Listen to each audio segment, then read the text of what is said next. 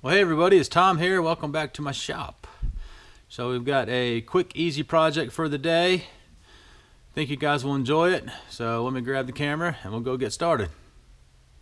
Well, today's project is we have to make one of these, but make them out of steel, something that will not deform when it's being used, and also a little bit longer to make it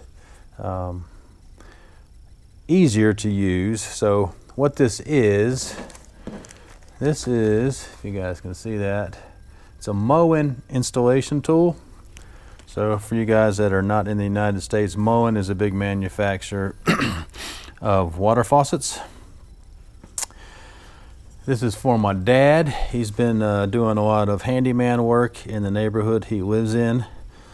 I believe the neighborhood is kind of like we'd call like spec homes, where a builder buys several acres of property and offers a choice of 3 or 4 homes, and you pick the home and they build it. So all the homes in the neighborhood are built by one builder, and they're all pretty much close to the same floor plans and designs, which means then they also put all the same builder grade stuff into these houses, like the same appliances, same water heaters, stoves, microwaves, water faucets, AC units, etc., etc.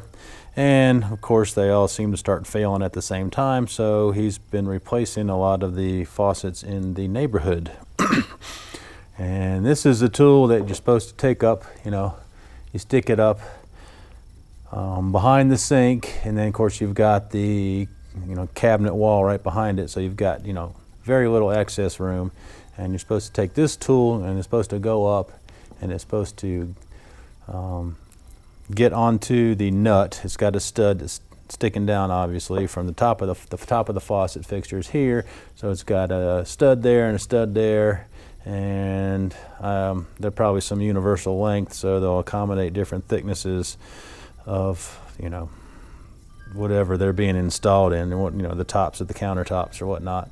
And so then you got these 2 nuts that go on there that tighten everything down. So what he has to do is go up there and use this installation tool to remove those nuts.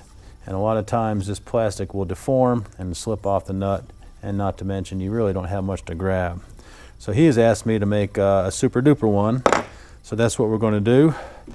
Got this piece of 3/4 inch ID black pipe, 18 inches long right now. He wants the tool roughly 16, so if we cut off both threaded ends, that'll work out perfect. He'd like a knurl, so we'll knurl the center section here so you've got something to grip on. And what I did is I picked up a 21mm socket. What we'll do is we'll cut that in half, and we can weld the 6-point onto there, and then we'll put this 3/8 drive part on there, so he's got that to drive also. So that should work out pretty easy, pretty straightforward. So let's get started.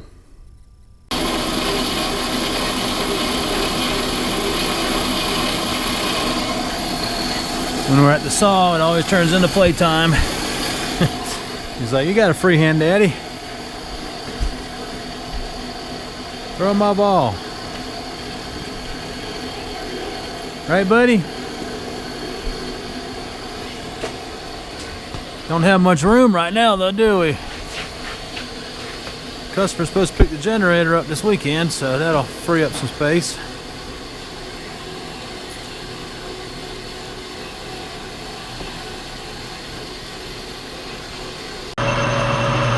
Just going to clean up the ends so they're nice and square. When we go to weld that socket on, it'll sit nice and flat.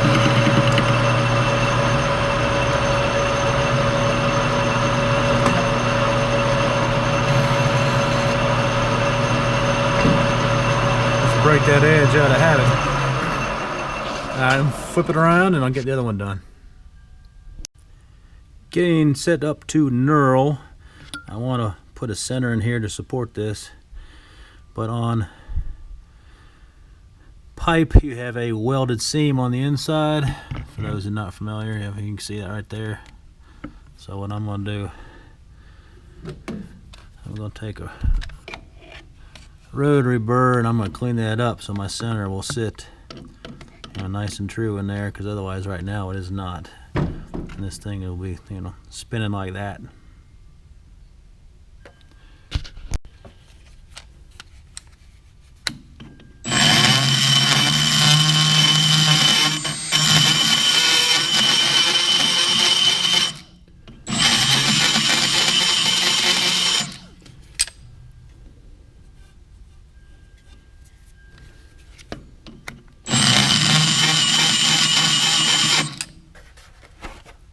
There you go, don't need much. And away we go. Might need to increase the feed here.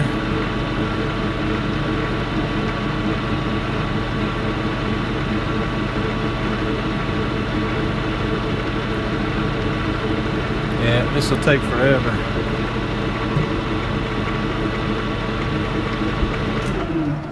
Hang on. There we go.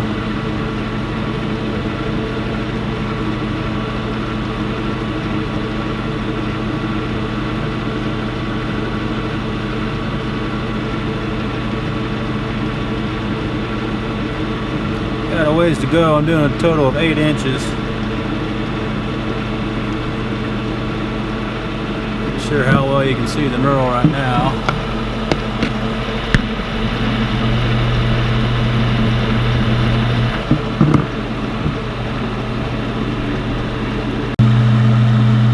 Knurl didn't look too bad first pass. Coming back over, making a second pass.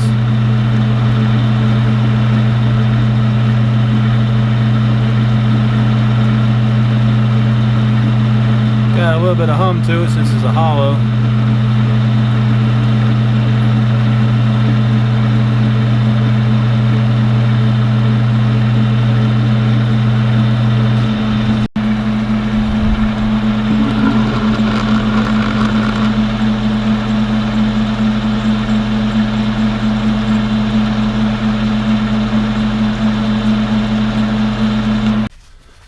Just finished the second pass. Still put it a bit warm, but I think the camera gonna pick it up. Looks good. Nice knurl. Don't want it too sharp, but you want it so it's formed just enough. Yeah, that'll be really nice. Good, cool. All right. There it is, fresh out of the parts washer. Hopefully you guys can see that pretty good. And the beeping's the school bus up there.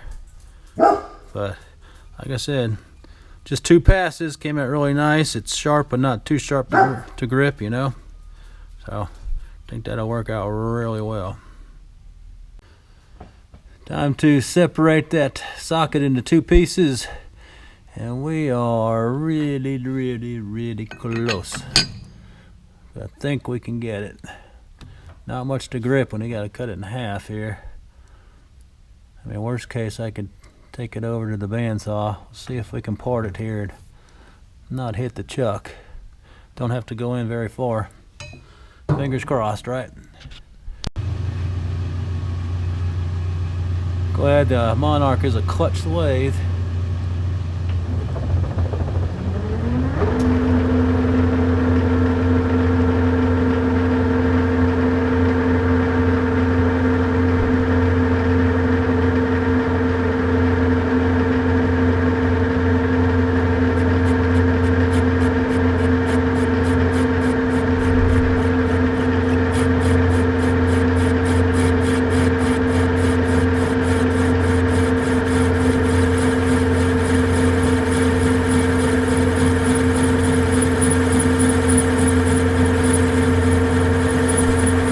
Watching those chuck jaws there in the front of the tool holder.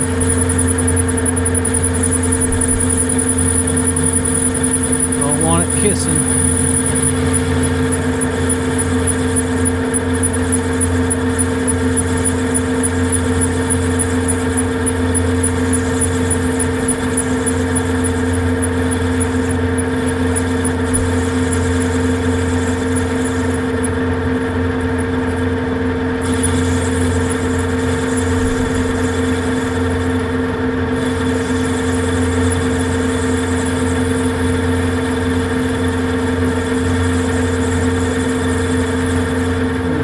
looking like.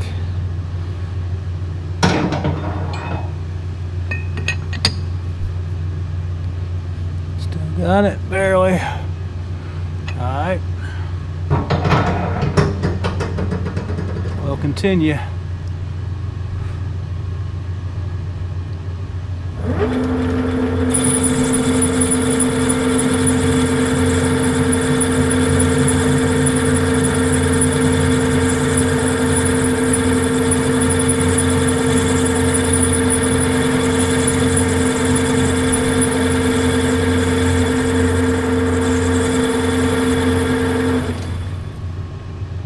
Man, splitting hairs here.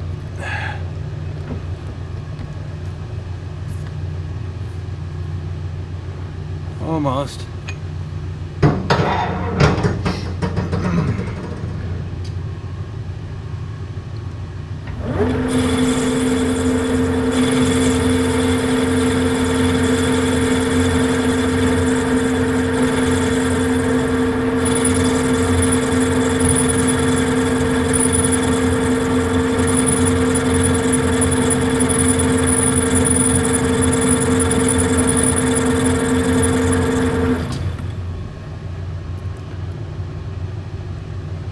I think I'm gonna finish with the hacksaw, just to be on the safe side.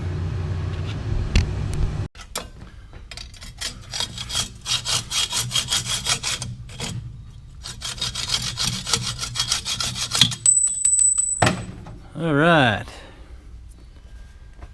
I'll just clean this face up, and then I'll have to chuck that hexagonal piece that we got and clean that face too.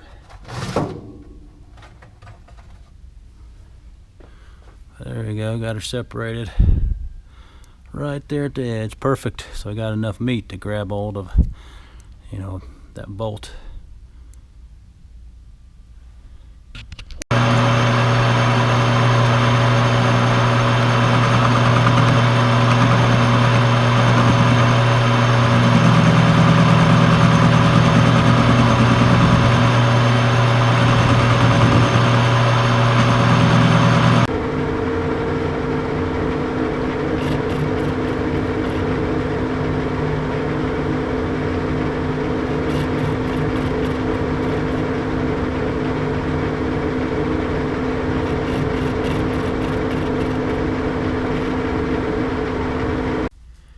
Here's my setup. So I got a piece of all thread through this. You know, I got one end here that's got the 6 hex, and this is a 3/8 drive down here. I don't know if you can see, but ground off the scale and also the chrome. And I also took it over to the lathe and put a heavy chamfer, excuse me, so I can weld her up. I think what I'm gonna do, because I'm trying to get both of them exactly right, I'm fighting it. So this one's perfect as I can get it, so I'll go ahead and weld this one up, and then I can get this one true, and then get this one welded up.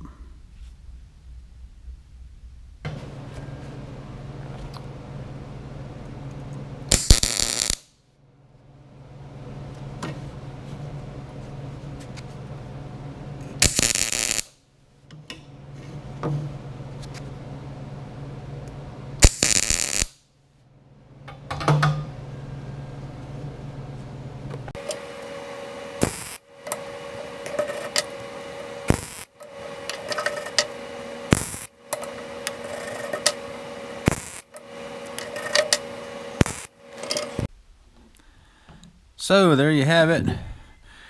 One new and improved tool. I thought about chucking it up in the lathe and just turning down a little bit of this weld, but I didn't really do a deep V groove, you know, to put the weld in there, so I didn't think it'd look that nice, you know, because I wouldn't be able to clean it all up. So I just figured I'd just leave it as is, it'll do. So twice the size, nice knurled handle. Got a 3/8 drive down here in the bottom, and of course now you got your 21 millimeter. It's also really close to 13/16. I went on Amazon, and a lot of people mention that this is actually 13/16, not 21 millimeter, but there's only about 10 thousandths difference, so don't think it's gonna matter. It should grab either way. And I figured I'd touch on, since a lot of times you don't see knurl in action on the lathe, it's usually either turning, boring, or facing. So for some of you newbies coming to the metalworking community, what I used is what's referred to as basically like a scissors type knurler. This is actually the preferred tool, I think, versus the other two tools I'm getting ready to show you, because what this does is it actually squeezes down on the stock to form the knurl with the two wheels. Your other two styles, you got push knurlers, you got the double wheel push knurler, and then you've got a single wheel push knurler. And what these do is they push into the side of the stock, so you've got a lot of tool pressure as it's trying to move and push the metal around to form the knurl. It's also pushing towards the backsplash, so it's pushing against, you know, your headstock bearings and whatever tail support you got. So these do work, but like I said, the preferred tool is obviously the scissors type knurler.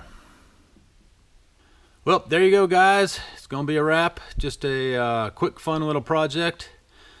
Kind of a short video, I think. I won't know until I edit it, but you know, a little lathe action and a short, brief smidgen of welding thrown in there. So as always, I appreciate the comments. Thumbs up are great, and we'll catch you on the next project and the next video. All right, see you. Bye.